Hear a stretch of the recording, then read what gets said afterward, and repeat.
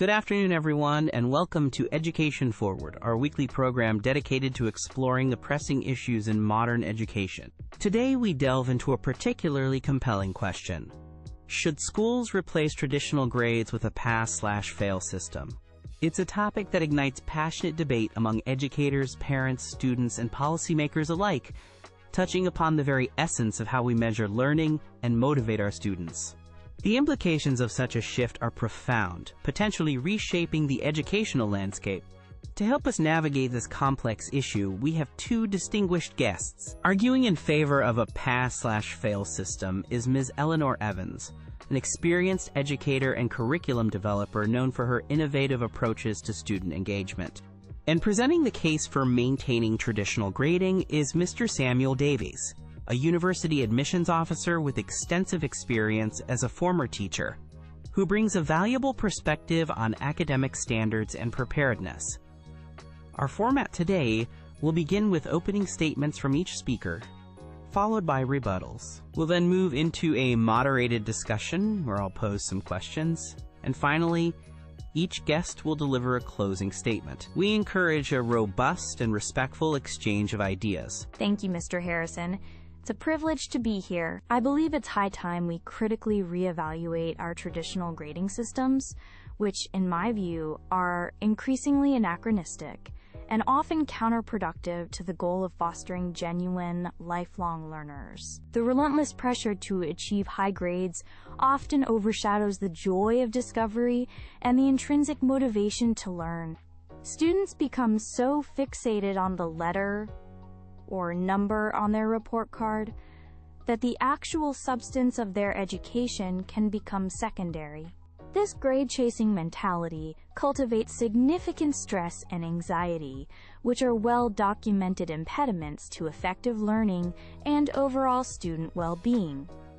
Imagine an educational environment where the primary focus shifts from, "What do I need to do to get an A?" to "What can I learn from this?" A pass/fail system has the potential to make this vision a reality.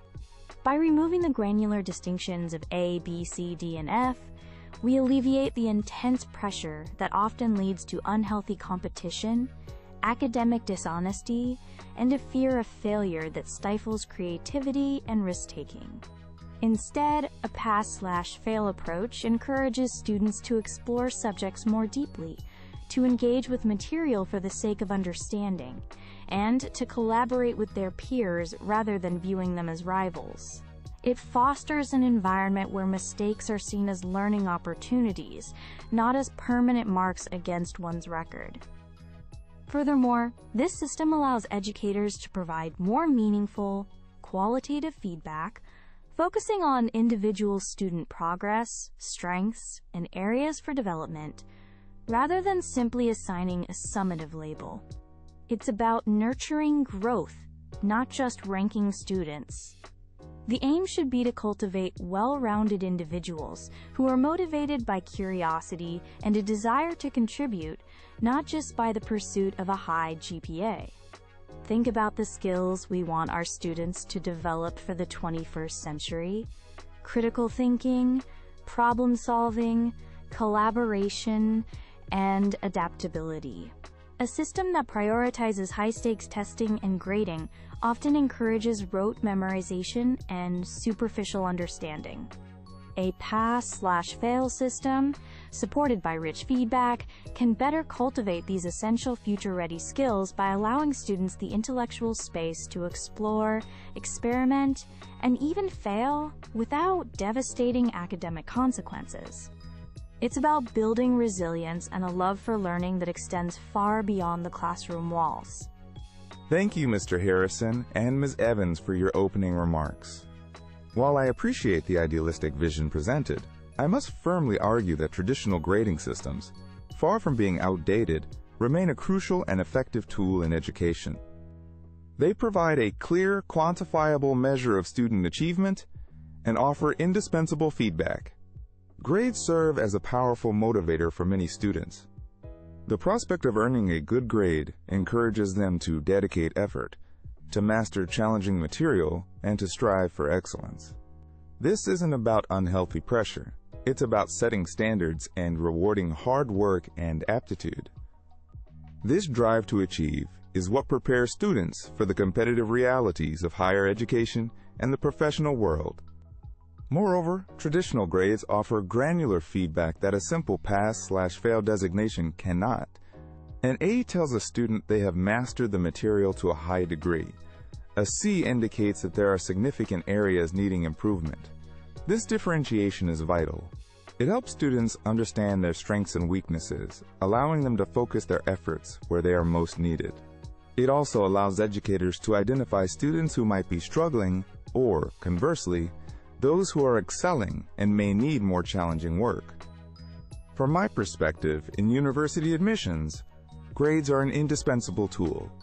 With thousands of applicants for a limited number of places, we rely on GPA and specific course grades to differentiate candidates and predict their potential for success in rigorous academic programs.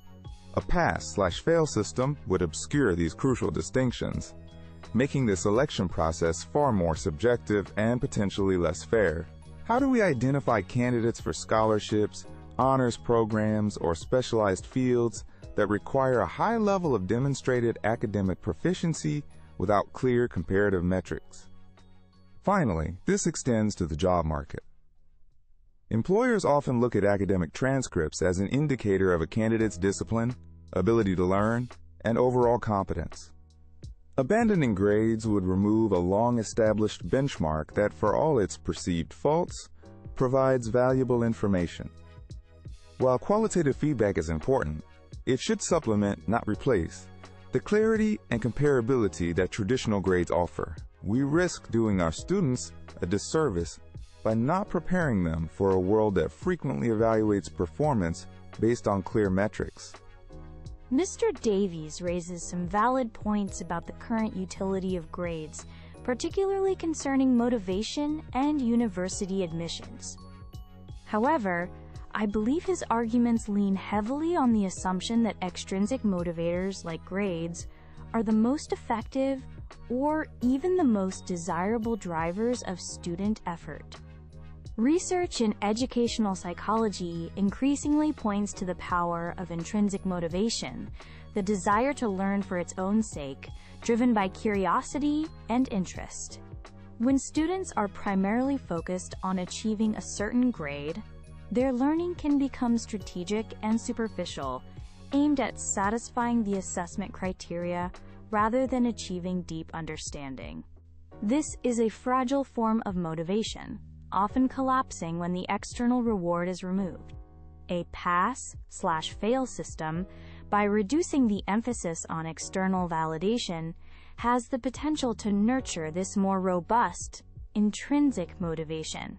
When the fear of a, quote, bad grade is lessened, students are more likely to take intellectual risks, explore topics beyond the syllabus, and engage in learning activities they find genuinely stimulating, not just those that are heavily weighted in the grading scheme.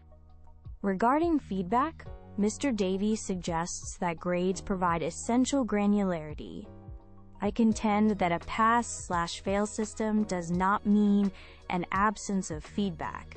Rather, it necessitates a shift towards more meaningful, personalized, and actionable feedback. Instead of a simple letter or percentage, students would receive detailed qualitative comments from their teachers, highlighting specific achievements, areas for growth, and strategies for improvement. This kind of feedback is far more instructive than a B+ in isolation. It guides learning directly. This detailed feedback can be documented in comprehensive student portfolios, showcasing a range of work, projects, and reflections that provide a much richer picture of a student's capabilities and progress than a mere transcript of grades. This is the kind of information that can, in fact, be incredibly valuable for university admissions, offering a more holistic view of the applicant. Ms. Evans paints an appealing picture of intrinsically motivated students thriving in a stress-free environment, but I believe this overlooks some fundamental aspects of human nature and the practicalities of our education system. While excessive stress is undoubtedly harmful, a certain level of pressure can be a positive force. Deadlines, expectations, and the desire to perform well, these are all part of life, and learning to manage this kind of eustress, or positive stress, is a valuable skill that grades can help to cultivate. Similarly, while collaboration is important, competition also has its place. The world outside of school is competitive, for university places, for jobs, for opportunities. Shielding students entirely from competitive scenarios in their formative years may leave them ill-prepared for these realities. Grades provide a relatively low-stakes environment in which to experience and learn from competition. Ms. Evans also champions detailed qualitative feedback as a replacement for the information conveyed by grades. While I agree that such feedback is invaluable, I have serious reservations about the feasibility of implementing this as the primary assessment method on a large scale. Teachers, particularly in secondary schools, often have very large student loads. Providing the kind of in-depth, personalized written feedback Ms. Evans describes for every student, for every significant piece of work, would be an immense, perhaps unsustainable, burden. The risk is that this qualitative feedback would either become superficial due to time constraints, or that it would require a significant increase in teaching staff, which has obvious financial implications. Grades, for all their simplicity, are an efficient way to communicate performance. And let's not forget, a grade is often accompanied by qualitative comments already. They are not mutually exclusive. Furthermore, the subjectivity inherent in qualitative feedback, while aiming for holistic assessment, can also introduce biases. Standardized grading systems, while not perfect, attempt to provide a more objective measure. How do we ensure consistency and fairness in qualitative assessments across different teachers, schools, and even regions if we abandon a common metric? Thank you both for those insightful rebuttals. This brings us to our discussion segment. Ms. Evans, Mr. Davies highlighted the role of grades in differentiating students for higher education and specialized programs with limited seats. If we move to a pass/fail system, how could universities effectively and fairly distinguish between a multitude of quote, pass students, especially for highly competitive courses? What mechanisms would prevent it from becoming a lottery or relying on less academic factors? That's a critical question, Mr. Harrison. Firstly, a pass in a rigorous pass/fail system isn't a low bar. It signifies satisfactory or even mastery of the required competencies. Differentiation wouldn't disappear. It would simply shift its focus. Instead of relying primarily on a GPA, universities could place greater emphasis on comprehensive student portfolios, which would include samples of work, project outcomes, detailed teacher evaluations, and reflective essays by students themselves. Standardized tests, like the SAT or ACT, could still play a role for baseline comparisons if deemed necessary, but their weight could be balanced by these richer, more holistic assessments.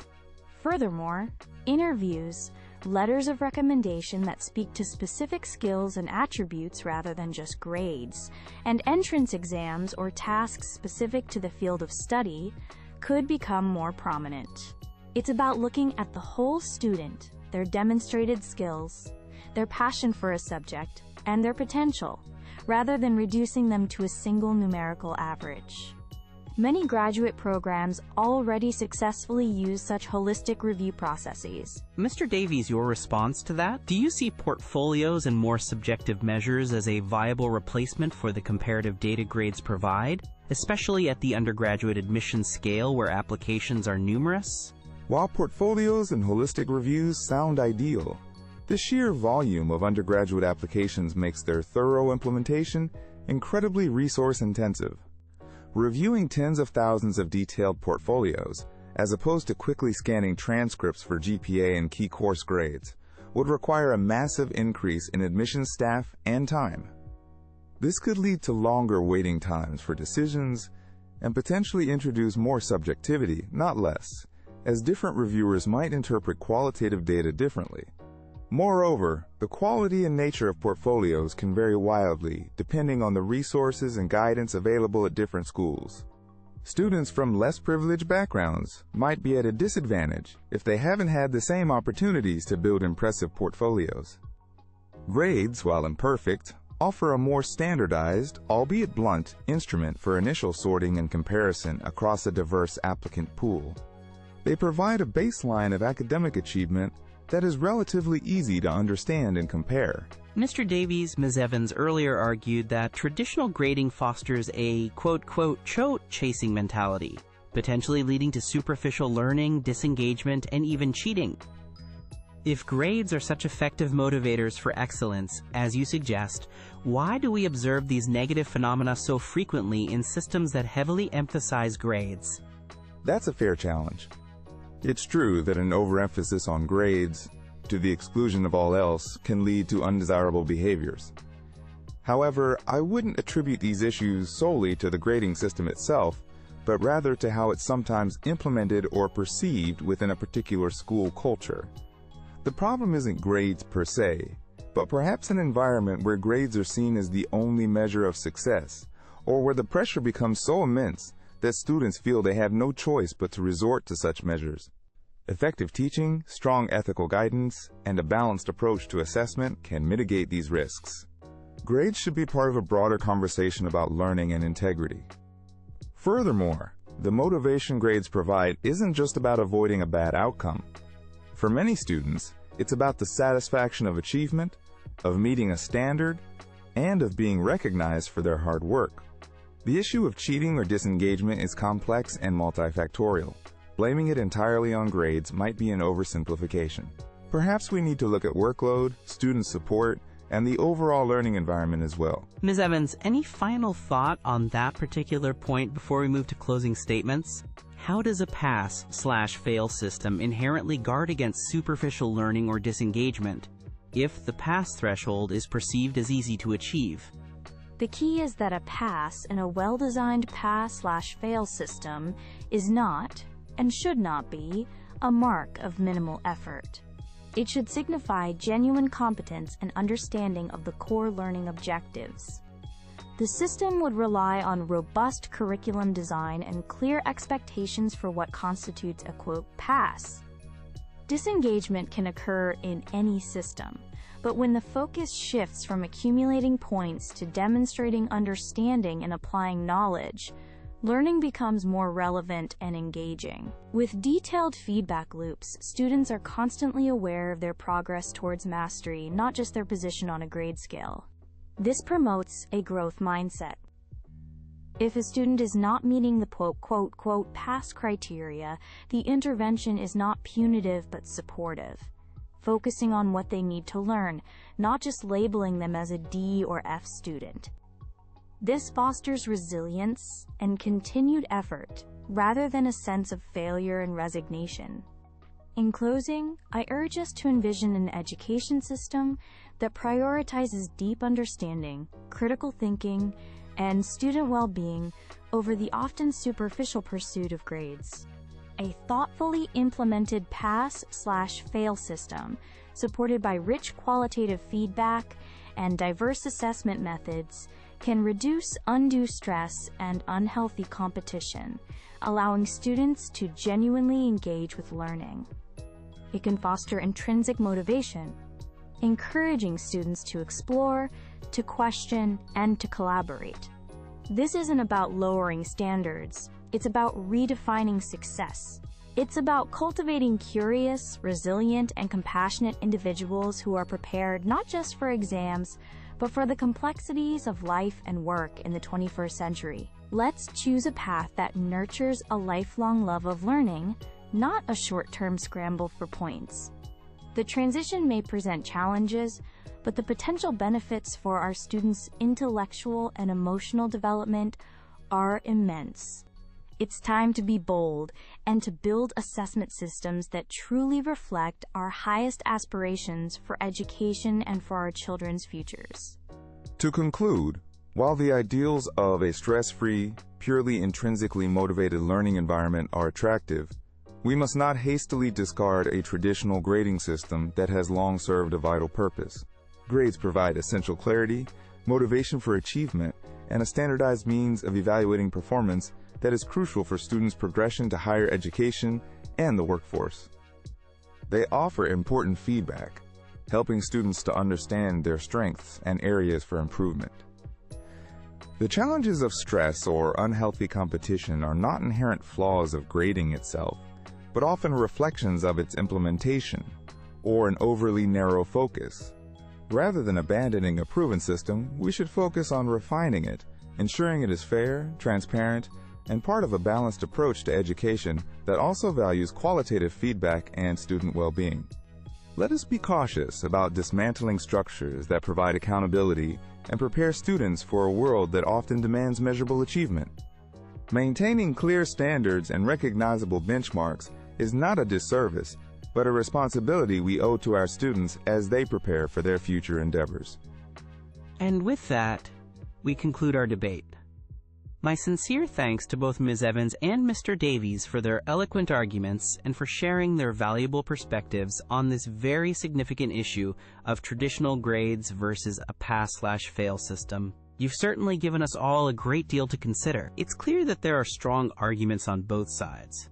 Ms. Evans has championed a shift towards pass/fail, emphasizing student well-being, intrinsic motivation, and deeper learning, while Mr. Davies has defended traditional grades for their role in motivation, providing granular feedback, and facilitating fair comparisons for future opportunities.